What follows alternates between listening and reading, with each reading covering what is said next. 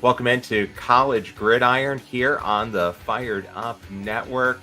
Gerald Bentley joined by Alex Campbell. And Alex, this is amazing. We're already in week 10. I know it's a local news kind of trope. Every time the season changes or it's a holiday, the anchors all go, can you believe it's already here? Well, it's week 10. We're talking playoffs. We're talking Heisman. Yeah. And it seems like the season really just kind of got started, but there's definitely a pivotal game taking place this week. I think one game that easily stands out amongst the field, and that is my hometown college team, the Ohio State Buckeyes, who already are standing on the precipice of what is failure in a season for the Ohio State. They're taking on Penn State. It is an early start. It's a noon East, 11 a.m. Central start on Fox at Beaver Stadium in beautiful Happy Valley, Pennsylvania. And this is a game where James Franklin really is in a position to get the big win. I'm going to ask you about it, but first let's hear from Coach Franklin and get his look at the Ohio State. We talk about Ohio State, what they've been doing and what they've done, and Ryan Day and his career there, and the program in general. Obviously, a ton of respect of what they've been able to do for a long period of time under a number of different coaches. And then obviously how they're playing again this year. You look at them statistically, they're playing really good football pretty much across the board. Offensively, Chip Kelly there. I think Chip kind of has a reputation of a guy with a spread background and throwing the ball around, and I get that. But if you really study Chip, he's always had a strong running game, and you see that this year. It's a big part of what they're doing, 11 personnel and 12 personnel. The quarterback, Will Howard, who transferred from Kansas State, is a big guy and playing really good football for him. Touchdown to interception ratio, QBR, all those things, doing some really good things. Obviously, a young man from Pennsylvania, so he'll have a bunch of support here from his family and friends. Travion Henderson is explosive, one of the most explosive running backs in the country, who we recruited out of high school and are very, very familiar. Quinshon Judkins, who we're also familiar with as well. Two really good running backs. And then obviously there's a bunch of receivers you could talk about. The guy that's getting a lot of buzz right now is Jeremiah Smith, the freshman. But there's a number of receivers that we could be talking about. So pretty good breakdown of the Ohio State's offense. And it just makes me wonder. Obviously, coaches always build up their opponents, but with that rundown of the coaches, two offensive geniuses, right? Mm-hmm. And it sounds like an all-star cast at all the skill positions, and the line's good. Why aren't they better?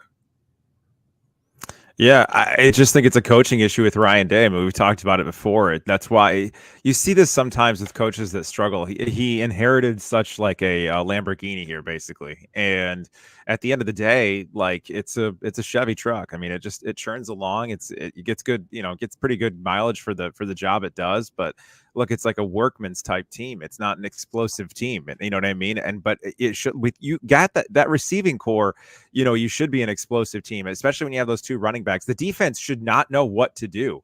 You got Jeremiah Smith, Travion Henderson, and Judkins, all just those three. I don't care what else you have. Yeah, you got Agbuka on the edge, on the perimeter too. I mean, what in the world? You should be able to put it doesn't matter what formation the defense comes out in. You should be able to perplex them no matter what with an audible every single time. And the fact that they can't, that even Chip Kelly can't, tells me that there's some kind of disconnect and almost like an atmospheric disconnect in the locker room, because I just don't know what else it could be, honestly.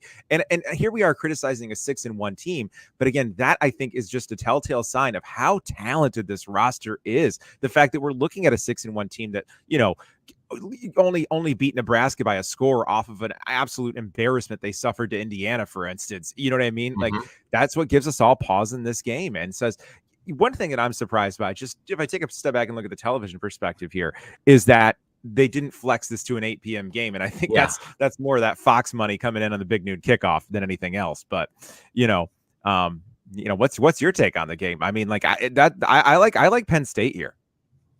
I think Penn State could easily win. I mean, at some point, Penn State needs to be able to beat Ohio State. I think this is as close as they're going to get. The ESPN analytics simulation broke it down to Ohio State winning 60.9% of the time, Penn State 39.1. It's a 3.5-point line, but really, they barely beat Nebraska. It was a moral loss. They only scored 21. They win by 4. They lost to Oregon 32-31, and they scuffled against Iowa. The game looks like it was a blowout. They pulled away in the second half, but at the half, it was definitely a game against Iowa. And, Right. They just don't seem to be connecting. You have a guy who was considered one of the elite offensive coaches in football, college football, Ryan Day. And then you went and hired an offensive guru who was an NFL head coach. And they seem worse. And, I guess really a lot of it comes down to the quarterback. Will Howard's been okay. 134, 181, almost 1,800 yards, 17 touchdowns, 4 interceptions. But he doesn't have that dynamism that they had with C.J. Stroud or Justin Fields. He just doesn't. And he seems, surprisingly, he seems less mobile at Ohio State than he was at K-State. He ran quite a bit. I mean, I don't know where there's a disconnect, but I think Penn State can definitely get this win with Drew Aller, whose stats honestly aren't that much different. He's thrown the ball about 20 times less. He's got 1,640 yards, 12 touchdowns, 4 interceptions, and he was highly regarded and talked about as an NFL prospect. So I could easily see Penn State getting this win, especially on the road in Penn State, in Happy Valley. It's an event. People get there a day before the game. It's in the middle of nowhere. Yeah, you have to commute to get there. It's not like Ohio State where it's in the middle of a major metropolitan area. Happy Valley is in the middle of nowhere. You're parking on people's yards, and you have to leave 4 hours, 5 hours early because there's only one way in, one way out. So it's a big deal. And I think it's time for James Franklin to get a big win. And, honestly, if Ryan Day loses this one, the seat is turned up. If it's one of those old like infrared heaters, the seat's going to look Ohio State red after the game because 2 losses at Ohio State is unforgivable. Yeah, and they screaming have scarlet for more losses coming. Yeah, screaming scarlet on that seat for sure. And you mentioned it a few weeks ago too. I think the real daunting thing for Day is that if that front office, let's call it what it is, it's a front office, it's not an athletic department anymore. If that front office thinks that they need to make a replacement, look, they don't have to look very far beyond their offensive coordinator. You know what I mean? To find a far more qualified coach, an experienced coach, I would say that's on a similar echelon to their last national title winner, Urban Day. I mean, Urban Meyer. Yeah, I mean, certainly Chip Kelly is closer to Urban Meyer as far as a resume than Ryan Day is, and so I think that has to be. He's looking over his shoulder. There's no way he's not right now. And it's clear to me too that this is not a Chip Kelly offense. That's the other thing that's clear. Look, they're not running more than 60 to 65 offensive plays a game. And that is not a Chip Kelly offense. It is just not. Either Howard's not capable, or Day still has his teeth in it, or something therein. It just is what it is. Chip Kelly's not really running the offense, not completely. It just can't be. I mean, like in the NFL, he ran 80 plays a game. It just doesn't seem like he was even Ryan Day's decision. I think, like you said, that was a decision made by a president, chancellor. I mean, which happens. Yeah. A big money person. Hey, this guy's available. Let's get him. And by the way, the $5 million I give each year to the Buckeyes football program. It's not coming unless you hire him. Well, and it definitely happens. After you out recruit Michigan and they beat you 3 years in a row and they win the national title and they win the conference all 3 of those years, that is the ugliest thing, and it cannot be denied on his resume. Yeah, And I mean, it sounds crazy. You've only lost one game. You're ranked number 4, but it's a must-win game for Ohio State. And honestly, it's kind of a must. Not that anything's going to happen to Franklin. Don't get me wrong, but it's almost a must-win game for him because they've been knocking on the door for a few years. This is really their best shot. And it's beyond James Franklin. It just is. It's Penn State since they joined the Big Ten. If we're being honest, it's Penn State since they left the Big East. That is exactly what this is. It is a turning point type game.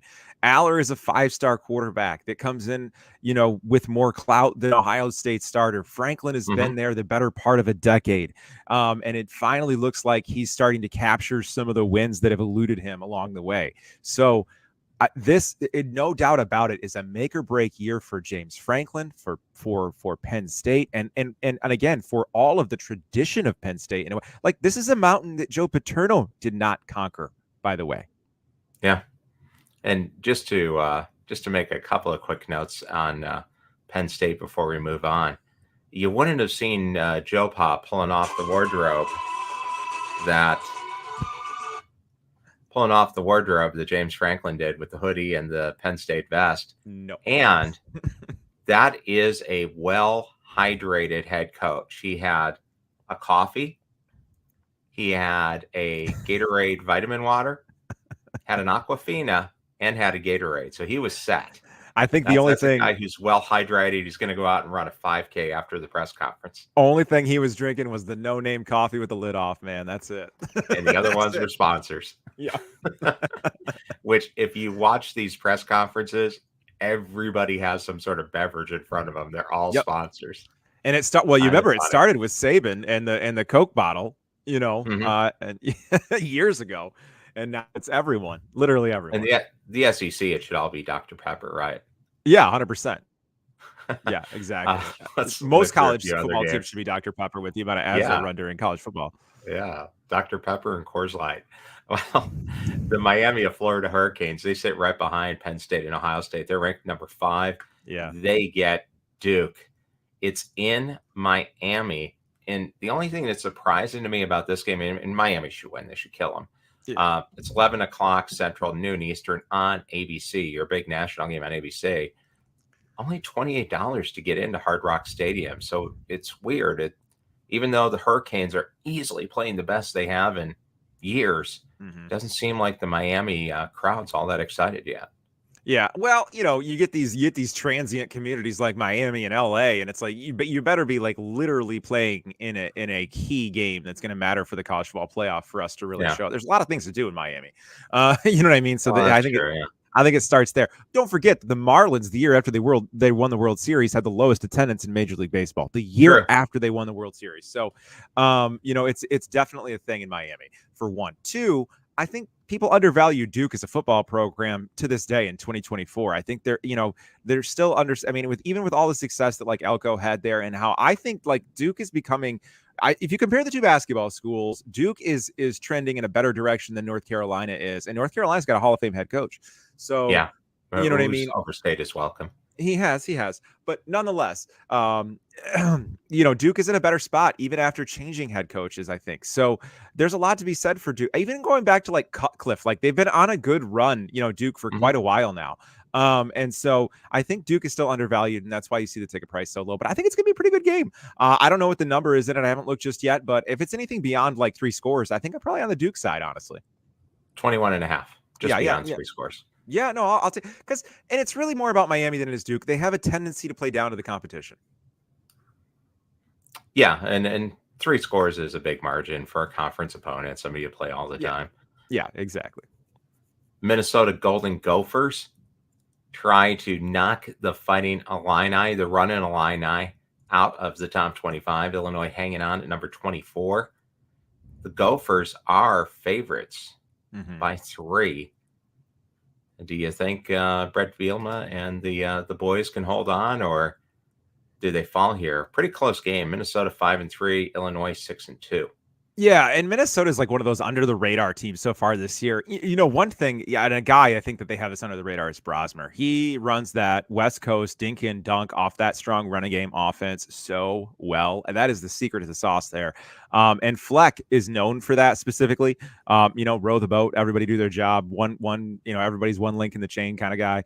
Row the boat was his whole thing at Western Michigan. But this is exactly like a dream team for Fleck. This is almost one of the type of Minnesota teams that is at almost their peak. Basically, they can get a little better than this, but this is a pretty good Minnesota team. And it's coming at an interesting time, with all the conference alignment and everything like that. I kind of expected Minnesota to have a down year, but Brosner has been sensational. They also have, Taylor's a very strong running back. So I really like Minnesota in this game. Bielema, to me, just is not the long-term answer at Illinois. I think they have more talent than he's in a different way than he's capable of coaching. I think that offense could be well more explosive than it is with the playmakers that they have, and especially the offensive line they have. You know what I mean? They can pass protect with some of the best offensive lines in the Big Ten, and they just don't throw the ball enough. So especially with a not underwhelming quarterback in Altmaier. I mean, he's not a world beater, but he's not bad either. I mean, he's a guy that can throw 65% and probably 2,600 yards or so in a season. You know what I mean? So I'd let him sling it. You know what I mean? Like a little more than they do. And Bielema's not that kind of coach. That's not what he does, though. He plays, take the air out of the football, grind it down, and that makes every game a close game, which correct means you could win every game, but you could also lose every game. And yeah, I agree. I think the Gophers pull an upset here. Yeah. The Battle of Chicagoland schools in the Big Ten that really nobody really seems to care about. Northwestern travels to Purdue. You can get into the game in West Lafayette for just over $10. It's another noon kickoff on Big Ten Network. Northwestern should win, I guess. They'll go to 4-5 if they get a win. Purdue's due to fall to 1-7 and 0-5 in conference, and Purdue's got major problems they need to rebuild because it's a school that, historically has had a good offense, and right now they're just not doing anything well. Yeah, and it's unfortunate because it looked like they were finding their way under Jeff Brom for a little while, but of course then he gets poached by Louisville and down in the dumps goes Purdue again. I just Purdue's one of those schools I think is always going to be seen as a basketball school no matter what they do, and I think that kind of looms too large on their football program because they're a very well endowed athletic department, I would say. The Boilermakers have a substantial amount of money, especially under the new TV agreement, and it just doesn't make sense that they can't put together a competitive roster. I'd say even more so than Northwestern. Northwestern has really strict academic standards, which hold it back, similar to Notre Dame. Sure.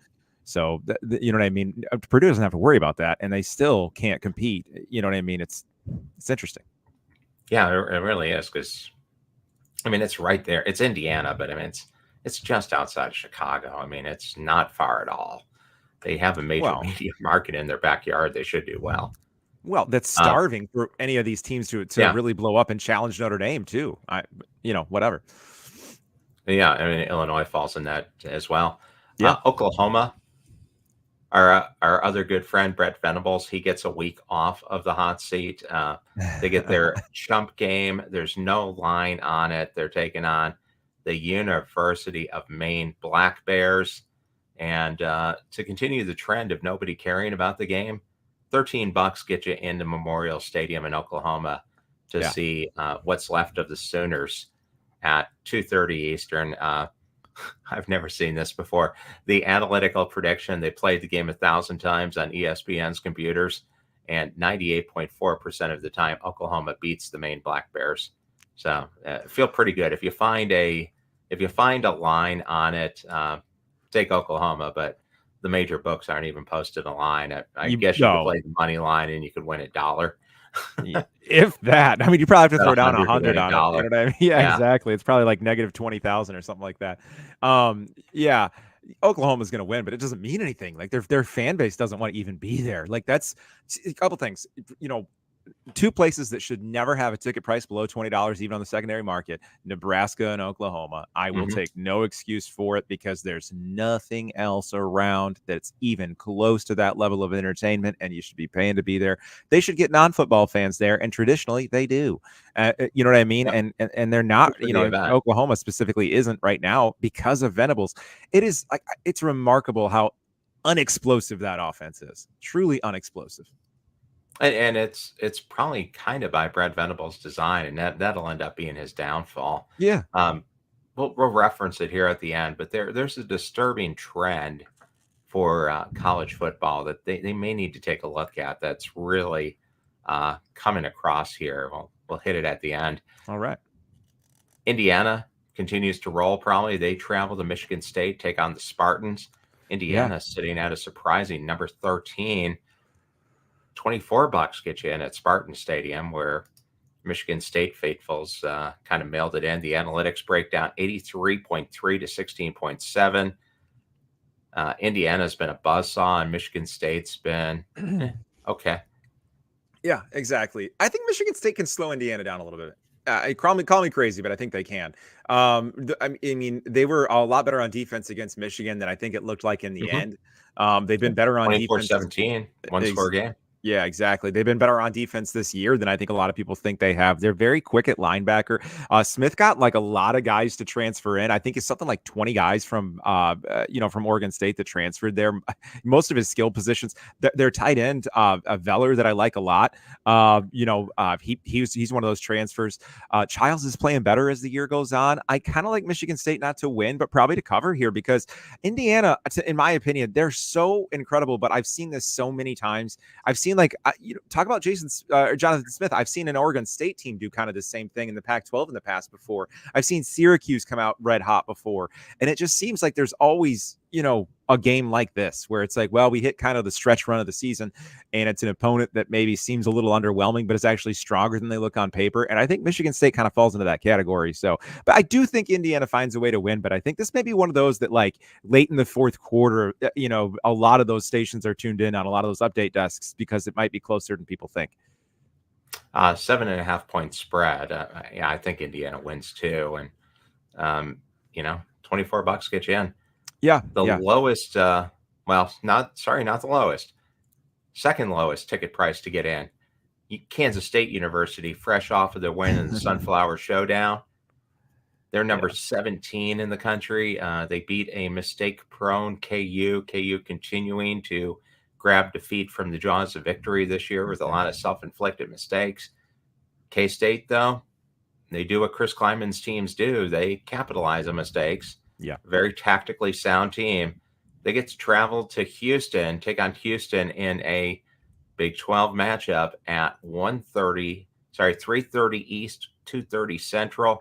You can get into the game in Houston for $4.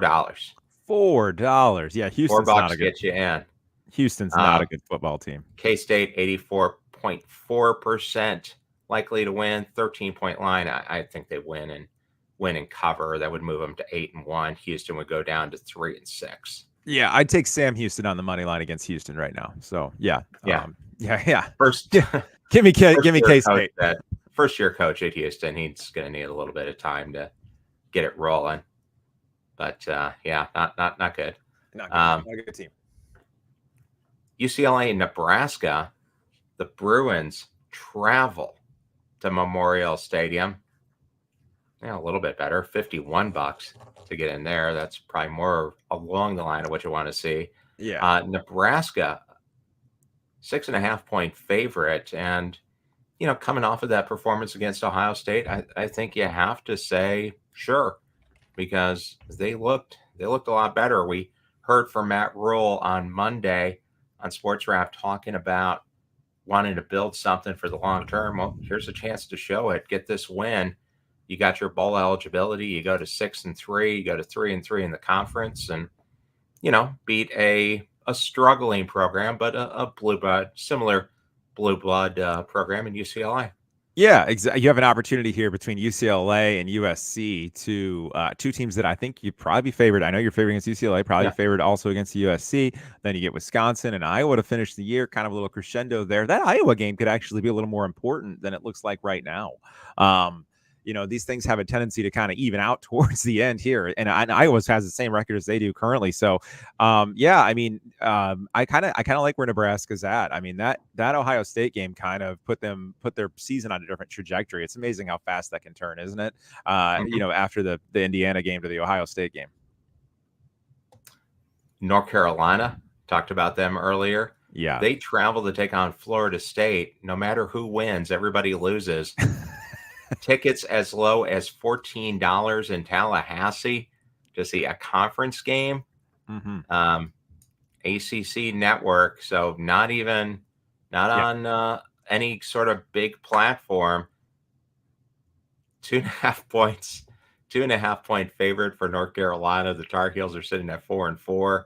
ESPN has them winning 53.1% of the time. And I mean, my God, what a total meltdown for Florida State. They drop this game, they go to 1-8. I think they're going to. Everybody has to be gone. I think they're going to. I think Florida State's going to lose. I really do, at home to a UNC team that's put up over 30 points in almost every game they've been in this season. And Florida State looks a lot like Oklahoma in a way, where like they just can't move the ball on offense and when they do, they fumble. You know what I mean? Or they throw an interception. It's ridiculous. Every time they have any kind of groove on offense, there's a little rhythm, it's a turnover. So yeah, give me North Carolina on the money line here. I just think they score too much. I don't think Florida State can score 40 points against this North Carolina team, and I think that's what it might take. And easily one of the most disappointing of your free agent quarterback acquisitions, senior transfer DJU, 1,065 yards, 4 touchdowns, 6 interceptions. His QBR is 35.9. That ranks him 113th out of 134 quarterbacks. Just brutal. Just disastrous. Bad. 5-star recruit.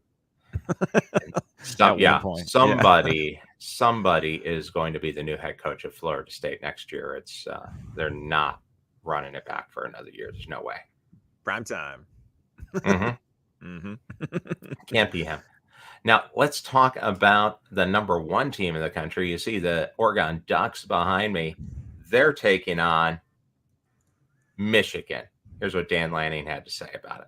Certainly excited about the challenge in front of us now, going to Michigan. Talented team. I think that last I looked, they've got 5 guys that are projected to be drafted in the first round. They've got talent across the board, and certainly have the ability to play a really good game. So it's going to be a good challenge for our guys, especially making the trip there to a place that we haven't been before. Pretty concise, and I got to give Oregon credit. That is far and away the best backdrop for a coach's press conference that I think we've seen all year. For the giant Ducks logo embedded on the wood. Man, that's some Nike money at work there. Exactly. Good. They don't need sponsorship. They only need the one. That's what that is. They don't need anybody else. Nothing else matters. And then doesn't have a full wet bar in front of them. Nope. Nope. Just let's go. And the big O is synonymous with Nike. You know what I mean? So they don't even have to flash the Nike logo. They're like, people know what it is. It's Nike. Let's go. And Lanning's got it made, man. He's got it made there. Oregon is just a recruiting unit. They recruit the West Coast so well. The Nike influence has allowed them to compete and really dominate USC since Pete Carroll left. And that, I think, is the one untold story in West Coast football right there that doesn't get talked about enough. Oregon has absolutely beat the brains out of USC on the recruiting trail, and it shows up on Saturdays, doesn't it? It just does. Yeah.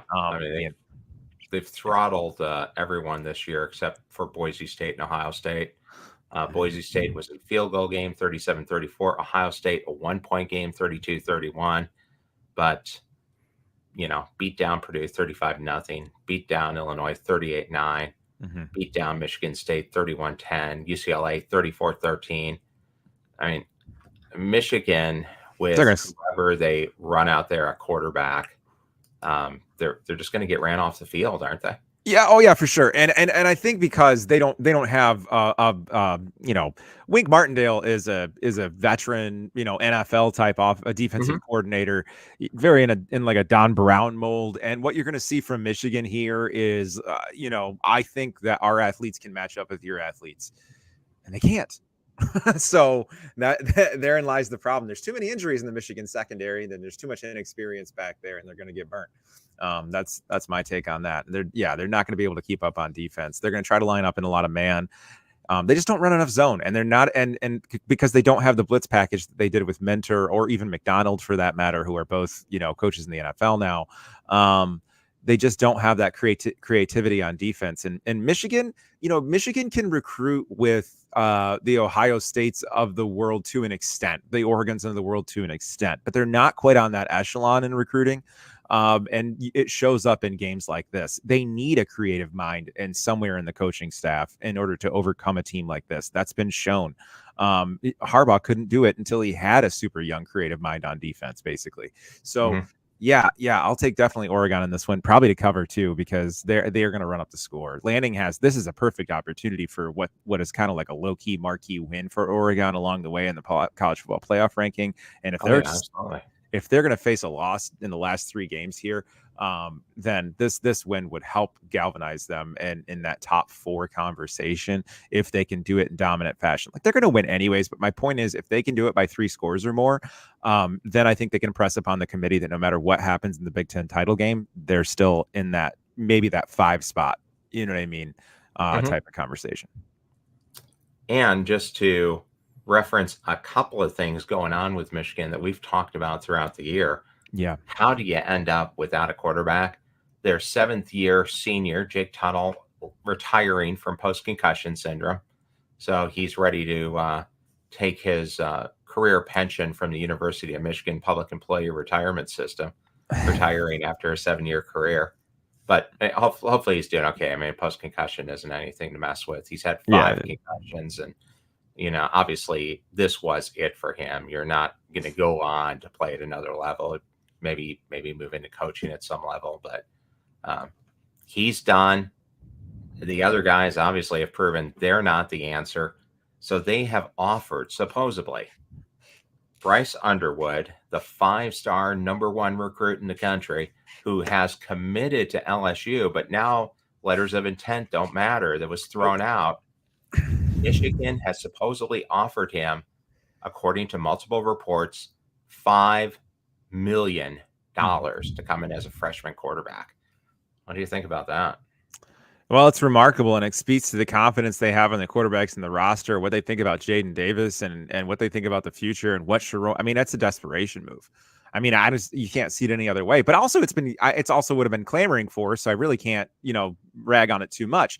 I really prefer that they would work the transfer portal than to chase a high school recruit to plan to start him as a freshman. You pay somebody $5 million to play quarterback, he's going to have to start, because it'd be like going out and getting Arch Manning for this team. He'd start this year.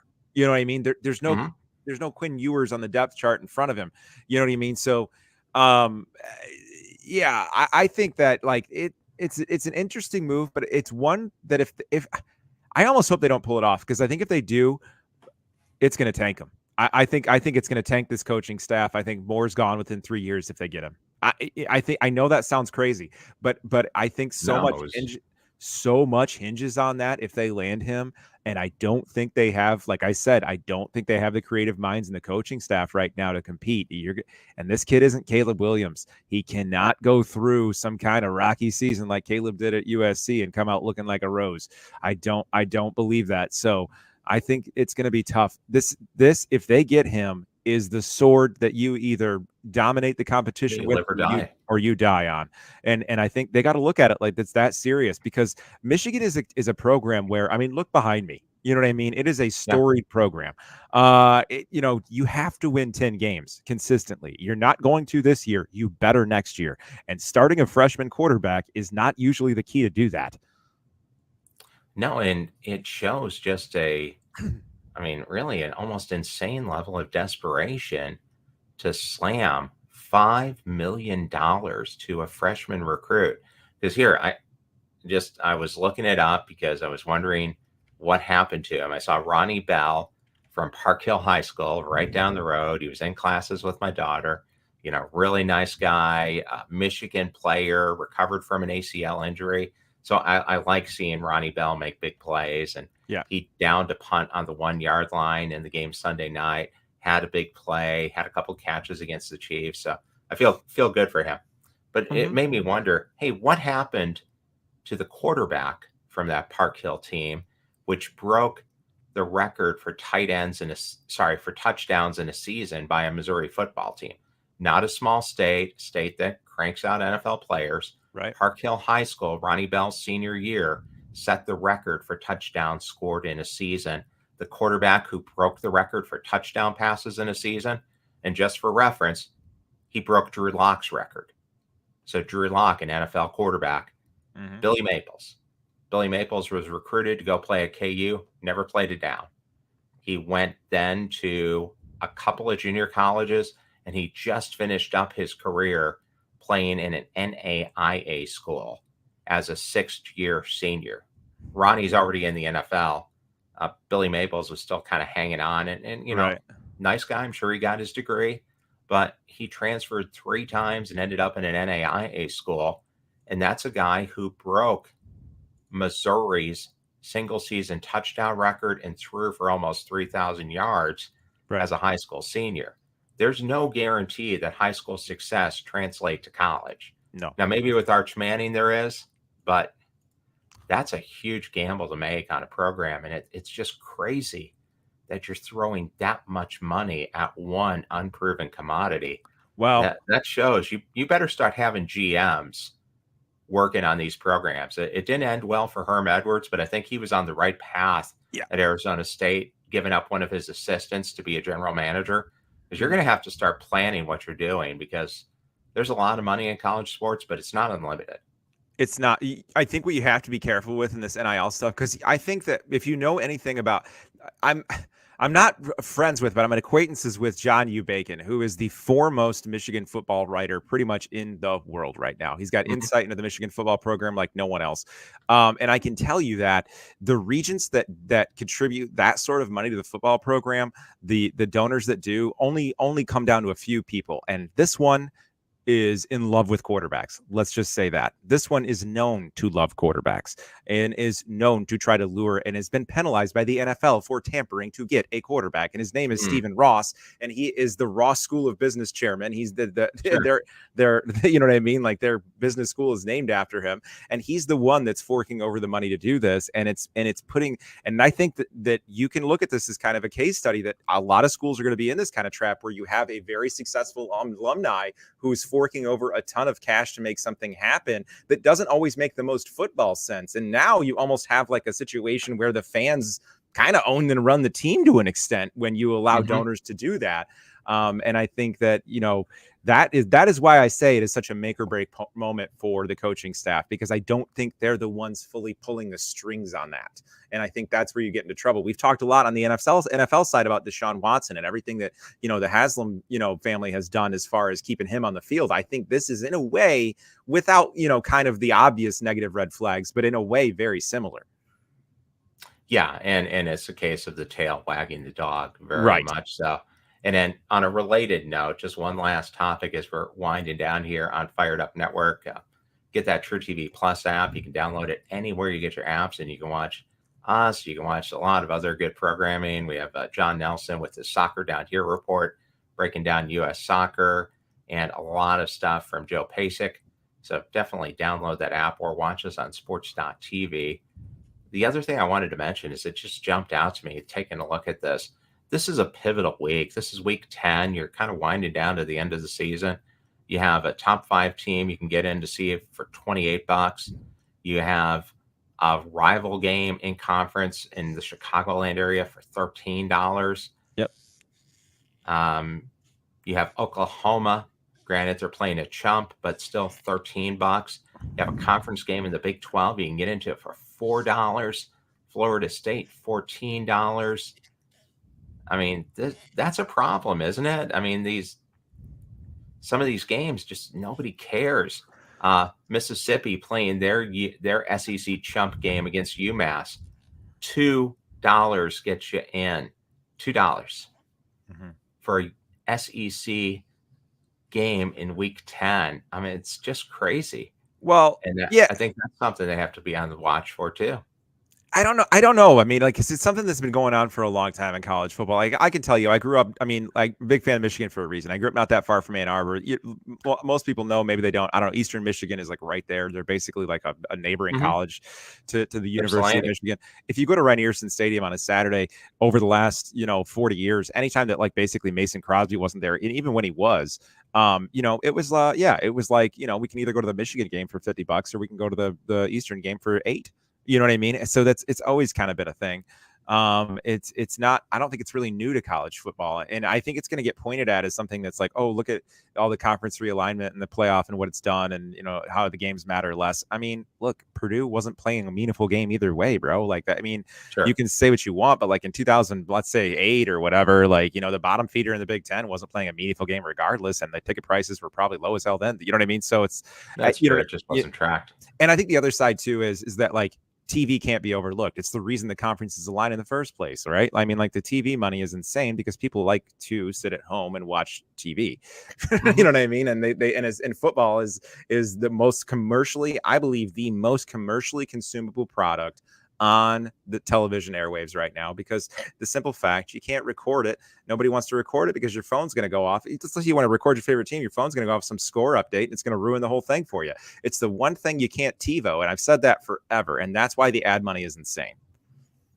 Well, and in the spirit of that, if football isn't the best produced sport for TV, professional wrestling is. Let's go to Weekly Champions. Hey, what's up, guys? This is Taya Valkyrie La Güera Loca, and you are watching Wrestling Spotlight. Who's your champion of the week, Alex? My champion of the week is yet again Vanderbilt football. Diego Pavia, that coaching staff, the fight they put up against Texas last week, and the season that they are on the brink of having. I think they're gonna probably drop only one more game through the rest of the year, get to a decent bowl game. Mm-hmm. Hopefully in January. I'd love to see this team play against a strong Power 5 opponent in a bowl game. This is where college football is fun, even beyond the playoff, is teams like this. Sure. Yeah. And I don't know how Missouri beat them, considering what Missouri's done of late.